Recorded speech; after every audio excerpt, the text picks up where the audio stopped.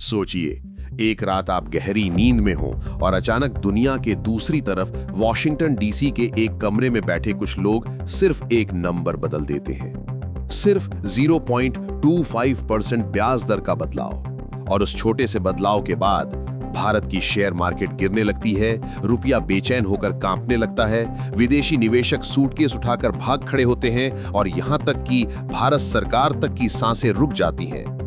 क्या सच में अमेरिका में लिया गया एक फैसला भारत की अर्थव्यवस्था को झकझोर सकता है?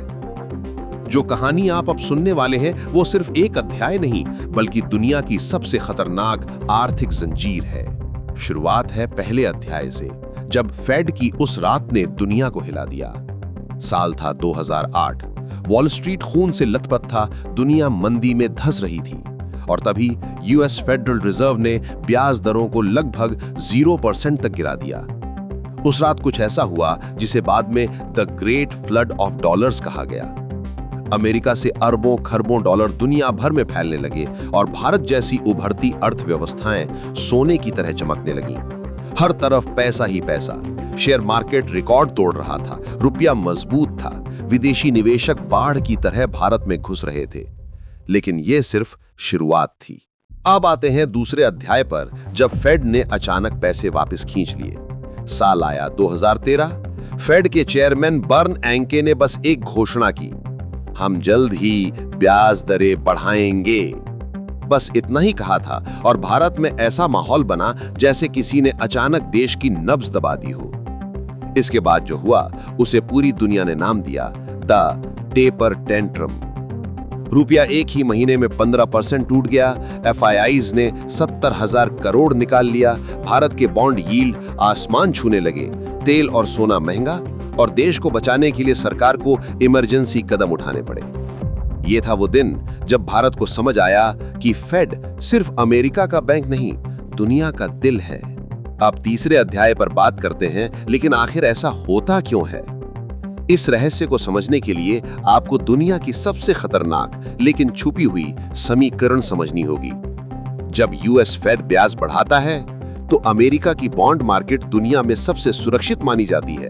दुनिया के निवेशकों को वहां ज्यादा फायदा मिलने लगता है। वे भारत जैसे देशों से पैसा निकालकर अमेरिका में डाल देते हैं। और जब फेड ब्याज कम करता है तो अमेरिका में रिटर्न्स गिर जाते हैं। निवेशक भारत जैसी तेजी से बढ़ती अर्थव्यवस्थाओं में पैसा डालते हैं। यहां शेयर मार्केट, रुपया, बॉन्ड सब उठने लगते हैं। यानी फेड के ब्याज का हर उतार चढ़ाव भारत के आर्थिक दिल की धड़कन बदल देता है। अब चौथे अध्याय में हम वर्तमान के क्लाइमैक्स पर बात करेंगे। अब आते हैं आज पर। साल 2024-25 में अमेरिका की महंगाई अचानक फिर से बढ़ने लगी।